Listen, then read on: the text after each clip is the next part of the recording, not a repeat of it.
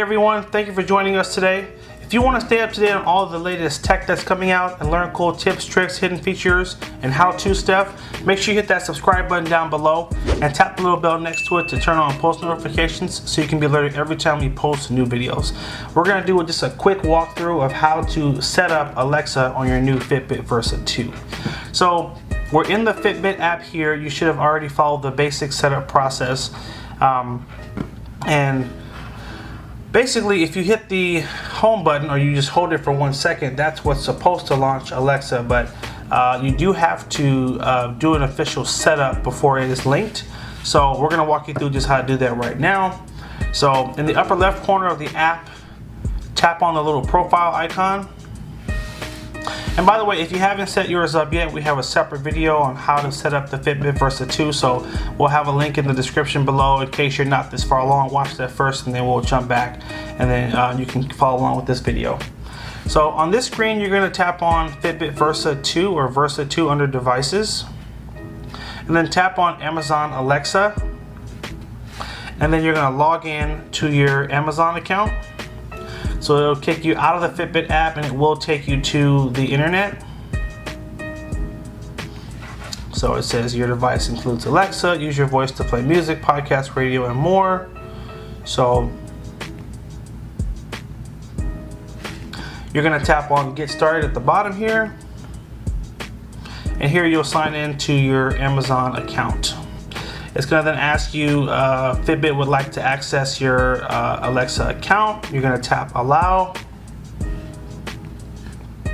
And then you can opt to share your location with Alexa, and this helps with certain recommendations it will give you. If you don't want your GPS information linked with your Alexa, you can always hit not now. For the sake of the video, we're going to hit not now. And then on this page, it's telling us that we're connected, so we're done. And then it's showing you some of the different things you can use the Alexa for. So set a timer for 20 minutes, set an alarm for 6 a.m. Is it gonna rain today? How much protein is in an egg? Remind me to go jog at 1 p.m. So these are just a few of the things you can say when trying to communicate with your Alexa, especially if you haven't used one before. We're gonna tap continue. On this page, it's showing you how it works, which is just holding down the button for 1 second, and that's what will launch your little screen here, and it'll begin to listen for your command. So we'll test it out right now.